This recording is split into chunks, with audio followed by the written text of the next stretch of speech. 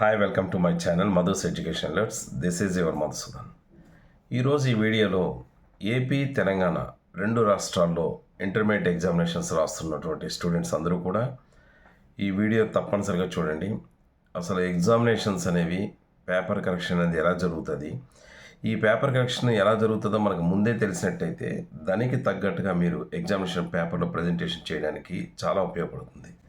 So అసలు paper చాలామంది ఇప్పుడు కామెంట్ బాక్స్లో పెడుతున్నారు, సార్ ఎగ్జామ్ రాసాం కానీ సగం వరకే రాసాము, కొన్ని పూర్తిగా ఎగ్జామ్ పూర్తిగా ఆన్సర్ రాయలేకపోయాం, మార్క్స్ పడతాయా పడవా? అలాగే కొంతమంది ఆన్సర్ అంతా రాసాం, చివరిలో ఆన్సర్ రాలేదండి, మార్క్స్ వేస్తారా వేయరా? అలాగే కొంతమంది రైటింగ్ ప్రాబ్లం ఉంది, మాకు మార్క్స్ పడతాయా పడవా? కొంతమంది 2 మార్క్స్ క్వశ్చన్స్ వరకే రాసాం, దానికి ఎన్ని మార్కులు వేస్తారు? కంటెంట్ కొంత మ్యాటర్ రాసాము, ఎంతవరకు మార్క్స్ వేస్తారు? ఇలా రకరకాల డౌట్స్ అన్నీ అడుగుతున్నారు. సో వీటన్నిటికి సంబంధించి ఇప్పుడు ఈ వీడియోలో మనం షేర్ చేసుకుందాం. వీటి డౌట్స్ అన్ని క్లారిఫై చేస్తూ ఈ వీడియోలో షేర్ చేసుకుందాం. దీనివల్ల ఏంటంటే ఈ పేపర్ కరెక్షన్ ఏ విధంగా చేస్తారో తెలిస్తే దాన్ని బట్టి మీ ప్రజెంటేషన్ అనేది మీకు చాలా సులభంగా ఉంటుంది. ఎవరైనా ఫస్ట్ టైంగా నా ఛానల్ చూసినట్టయితే ప్లీజ్ సబ్స్క్రైబ్ మై ఛానల్. ఎందుకంటే ఇంటర్కి సంబంధించిన ప్రతి అప్డేట్స్ని కూడా మీకు ఎప్పటికప్పుడు నా ఛానల్ ద్వారా మీకు అందుతూనే ఉంటాయి. ఇక విషయంలోకి వెళ్దాం. ఏపీ ఇంటర్, తెలంగాణ స్టేట్ ఇంటర్కి సంబంధించినటువంటి స్టూడెంట్స్ అందరూ కూడా ఎగ్జామినేషన్స్ రాస్తున్నారు. మీరు అందరూ బాగానే రాస్తున్నారని ఆశిస్తున్నాను. పేపర్ ప్రజెంటేషన్ ఎలా చేయాలన్న దాని మీద నేను గతంలో కూడా ఒక వీడియోలో మీకు షేర్ చేశాను. బట్ ఏదైనా సరే అసలు పేపర్ కరెక్షన్ ఎలా చేస్తారని మనకు ముందు తెలిస్తే ఒక ఉపయోగం ఉంటుంది, ఒక ప్రజెంటేషన్కి ఉపయోగపడుతుంది. ముందుగా మీ పేపర్స్ అన్నీ రాసిన తర్వాత ఇవన్నీ కూడా ఒక స్పాట్ సెంటర్కి తీసుకుపోతారు. స్పాట్ సెంటర్కి వెళ్ళిన తర్వాత అక్కడ మనకి స్పాట్ సెంటర్లో ఈ పేపర్స్ దిద్దే కరెక్షన్ చేసే వాళ్ళని ఎగ్జామినర్స్ అంటారు. ఒక సబ్జెక్టుకి సంబంధించి కొంతమంది ఎగ్జామినర్స్ని లెక్చరర్స్ని కొంత ఎగ్జామినర్స్గా సెలెక్ట్ చేస్తారు. కరెక్షన్ చేసే ముందు వాళ్ళకి ఒక ఆన్సర్ కీ అనేది వాళ్ళు ఇస్తారు. ఆన్సర్ కీ అంటే అర్థం ఏంటంటే, ఆన్సర్ కీ అనేది కేవలం అందులో ఎలా ఉంటే అలా రాయాలని కాదు అక్కడ అర్థం. ఆన్సర్ కీ అర్థం ఏంటంటే, మీకు ఒక క్వశ్చన్కి సంబంధించి ఎన్ని మార్క్స్ ఉంటాయి, ఆ మార్క్స్ని ఎలా స్ప్లిట్ చేయాలి.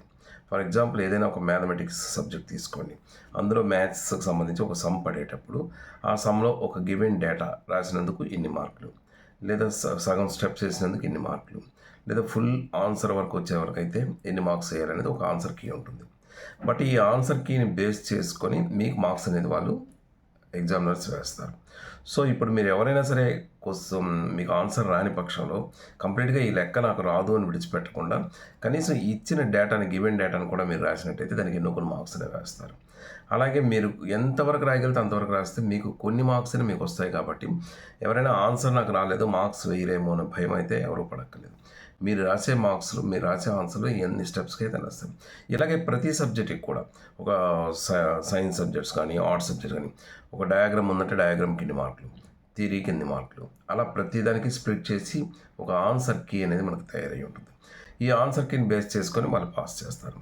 ఇక కరెక్షన్ చేసేటటువంటి ఎగ్జామినర్కి ఒక టీడీఎస్గా వర్క్ ఉంటుంది. ఎలా మనకి జనరల్గా మీ పేపర్ తీసుకున్న తర్వాత మీకు వచ్చే మార్క్స్ని డైరెక్ట్గా వేయడానికి పనికిరాదు. మీకు వచ్చే మార్క్స్ని మళ్ళీ మీ ఫ్రంట్ పేజీలో ఉన్నటువంటి ఓఎంఆర్ షీట్స్లో వాళ్ళు ఎంటర్ చేయాలి. అండ్ ప్రతి క్వశ్చన్కి వచ్చే మార్క్స్ని ఆ ఓఎంఆర్ షీట్లో క్వశ్చన్ నెంబర్కి ఎదురుగా మార్క్ చేయాలి. అంతేకాకుండా ఆ వచ్చిన మార్క్స్ని బబ్లింగ్ చేయాలి. ఇలా చేయడం అనేది వాళ్ళకి కొంత టీడీఎస్గా వర్క్ అనేది ఉంటుంది. చేసిన తర్వాత ఈ వచ్చే టోటల్ మార్క్స్ని మీకు ఎన్ని వచ్చాయని దాన్ని బట్టి మీరు పాస్ ఆఫ్ ఫెయిల్ అనేది డిసైడ్ అవుతుంది. ఒక విషయం మనం గుర్తుపెట్టుకోవాలి, మీ మార్క్స్ని వాళ్ళు బబ్లింగ్ చేసి ఇవి చెయ్యాలంటే మీ పేపర్ మొత్తాన్ని క్షుణ్ణంగా చదివి మార్క్స్ వేయడం అనేది జనరల్గా చేయాలి. కానీ రోజుకి ఒక లిమిటెడ్ పేపర్స్ అని ఉంటాయి. దాదాపు ఒక 30 పేపర్స్ వరకు ఒక ఎగ్జామినర్కి ఇస్తారు. 30 పేపర్స్ కరెక్షన్ అనేది మనం అంత ఈజీ విషయం కాదు. 30 పేపర్స్ కరెక్షన్ చేయాలంటే అంత పర్ఫెక్ట్గా చదివి ఈ మార్క్స్ని అందులో ఎంటర్ చేస్తూ బబ్లింగ్ చేసేంత అంత ఈజీగా సులభతరమైనటువంటి పని అయితే మాత్రం కాదు. సో ఖచ్చితంగా వాళ్ళు ఏం చేస్తారంటే మీకు రిలవెంట్ మ్యాటర్ ఏమాత్రం రాసినా మార్క్స్ వేయడానికి ట్రై చేస్తారు. సో ఈ విషయాన్ని గుర్తుపెట్టుకొని మీరు ప్రతి క్వశ్చన్కి కూడా ఎవరు కూడా నాకు రాదని విడిచిపెట్టకుండా ఖచ్చితంగా రాయండి. మీరు బాగా రాస్తే మీకు సాలిడ్ మార్క్స్, ఎన్ని మార్క్స్ అయితే ఫుల్ మార్క్స్ అనేది పడుతుంది. ఒకవేళ మీరు అంత రానిప్పుడు కొన్ని దగ్గరలో మార్కులైనా మీకు కొన్ని మార్కులు వేస్తారు. చాలామంది అడుగుతున్నారు, పాస్ మార్క్కి దగ్గరలో వస్తే నేను ఎంతవరకు రాశాను, పాస్ చేస్తారా చేయరా అని. జనరల్గా మీకు ఏ ఎగ్జామినర్ కూడా మీకు పాస్ మార్క్కి దగ్గరలో వచ్చినప్పుడు ఒక 35 మార్క్స్ పాస్ అంటే మీకు ఎవరికైనా 30 మార్క్స్ దగ్గరకు వచ్చినప్పుడు ఫెయిల్ చేయడానికి ఇష్టపడ్డాం. మ్యాక్సిమం 30 మార్క్స్ వచ్చే వరకు ఒక 5 మార్క్స్ యాడ్ చేయడానికే చూస్తారు. బట్ ఆ 5 మార్క్స్ ఎక్కడ యాడ్ చేస్తారంటే ముందు కనీసం మీ ఆన్సర్ షీట్లో ఏదో ఒక కంటెంట్ కనపడాలి. ఎక్కడో దగ్గర ఒక మ్యాటర్ రాసి ఆ ఆన్సర్ పూర్తిగా మీరు తప్పు రాయొచ్చు.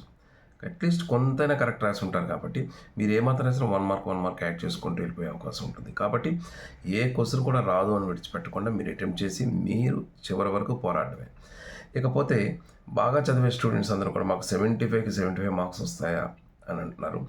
డెఫినెట్గా మీరు రాసే పేపర్లో కానీ కంటెంట్ ఉండి రియల్గా మీ ఆన్సర్స్ అన్ని టాలీ అయితే ఖచ్చితంగా మీకు 75కి 75 మార్క్స్ కూడా వస్తాయి. ఖచ్చితంగా మీకు వస్తే మార్క్స్ దగ్గరలోకి వస్తే పాస్ చేయడానికి చేస్తారు. ఒకవేళ ఎగ్జామినర్ మీకు పాస్ చేయకపోయినా దానిపై ఎగ్జామినర్స్కి ఒక హెడ్ ఉంటారు, చీఫ్ ఎగ్జామినర్. ఆయనైనా కనీసం చూసి ఎందుకు ఇంత దగ్గరకు వచ్చే స్టూడెంట్కి ఫెయిల్ చేశారు అని చెప్పి ఆయనైనా క్రాస్ చేసి పాస్ చేయడానికి ట్రై చేస్తారు. ఎందుకంటే ఈ పాస్ రిజల్ట్ ఎంత వచ్చింది అనేది చూస్తారు. ప్రతి ఎగ్జామినర్కి మీరు దిద్దిన పేపర్స్లో ఎంతమంది పాస్ అయ్యారు, ఎంతమంది ఫెయిల్ అయ్యారు అంటారు. ఎక్కువ మందిని ఆయన ఫెయిల్ చేసినట్టయితే ఆ ఎగ్జామినర్ తన పేపర్స్ అన్నింటినీ క్రాస్ చెక్ చేస్తారు. ఖచ్చితంగా క్రాస్ చెక్ చేసి ఎందుకు ఇంత ఫెయిల్ చేస్తున్నాడు ఈయన అని. సో ప్రతి ఎగ్జామినర్ కూడా ఎందుకు ఈ తలనొప్పి అని చెప్పి, ఎందుకు ఈ హెడేక్ అని చెప్పి ఏమాత్రం అవకాశం ఉంటే పాస్ చేస్తారు. అలానే మీరు ఏమీ రాయకుండా ఏ ఎగ్జామినర్ కూడా పాస్ చేయడానికి అయితే ఇష్టపడరు. కాబట్టి మీరు మీకు తెలిసినంత వరకు ఎంత రాయగలిగితే అంత మ్యాటర్ రాయడానికే ట్రై చేయండి. మీరు ఎక్స్పెక్ట్ చేయని మార్కులు కూడా మీకు అందులో వస్తాయి. రైటింగ్ మిస్టేక్స్ ఉంటే మార్క్స్ తగ్గించేస్తారా, స్పెల్లింగ్ మిస్టేక్స్ ఉంటే తగ్గిస్తారా, ఇవన్నీ అడుగుతున్నాను. జనరల్గా లాంగ్వేజెస్లో అయితే స్పెల్లింగ్ మిస్టేక్స్ అనేవి కొంత కన్సిడర్ చేస్తారు. ఇందులో స్పెల్లింగ్స్ అనేది ఇంపార్టెంట్ ఉంటుంది కాబట్టి అక్కడ కూడా మీకు 1 మార్కు 2 మార్క్స్ వరకు 1 or 2 మార్క్స్ వరకే తగ్గుతుంది తప్ప పూర్తిగా మార్క్స్ అనేవి తగ్గే అవకాశం అయితే ఉండదు. బట్ ఇక రైటింగ్ ప్రాబ్లం గురించి కానీ అది ఎప్పుడైనా రైటింగ్ ప్రాబ్లం అనేది ఏంటంటే మీ పేపర్ దిద్దే వాళ్ళ ఇంప్రెషన్ బట్టే ఉంటుంది, మీ పేపర్ రాసే మీ ప్రజెంటేషన్ బట్టే ఉంటుంది. మీ రైటింగ్ అసలు ఏమీ బాగాలేదనుకోండి, జస్ట్ ఆయన చూసేటప్పుడు మీ మార్క్స్ అనేవి కొంతవరకు తగ్గిపోతాయి. అంతేగాని మీ ఆన్సర్ కరెక్ట్ ఉండి రైటింగ్ అని బాగాలేని పక్షంలో వాల్యుయేషన్ చేసేవాడు దిద్ది మీకు ఎన్ని మార్కులు అయినా అంతవరకే వేస్తారు తప్ప ఫుల్ మార్క్స్ వేయడానికి ఇష్టపడడానికి ఆయన మైండ్ సెట్ ఒప్పుకోదు. ఏది ఏమైనా సరే మీ ప్రజెంటేషన్ మీద ఆధారపడే మీ తలకు మార్క్స్ అనేవి ఉంటాయి. కాబట్టి ఎవరు టెన్షన్ పడద్దు. దీన్ని నేను ఇప్పుడు చెప్పి ఈ పాయింట్స్ని దృష్టిలో పెట్టుకొని మీ రాబోయే ఎగ్జామ్స్ అన్నింటిలో కూడా మ్యాక్సిమం కంటెంట్తో రాయండి. ఎవరికైనా ఆన్సర్ రాకపోయినా టెన్షన్ పడద్దు. రాసే పేపర్లో మాత్రం మొదటి 4-5 పేజెస్ మాత్రం పక్కగా నీట్గా రాయడానికి ట్రై చేయండి. ఇలా మీరు చేసుకుంటూ వెళ్తే మీకు డెఫినెట్గా మీకు మంచి మార్క్స్ అని వస్తాయి. ఇంకా ఈ వీడియోకి సంబంధించి మీకు ఏమైనా డౌట్స్ ఉన్నట్టయితే కామెంట్ బాక్స్లో షేర్ చేయండి. తప్పకుండా నాకు తెలిసిన ఇన్ఫర్మేషన్ మీకు ఇస్తాను. Thank you so much for your watching. This is your Madhusudan. Thank you.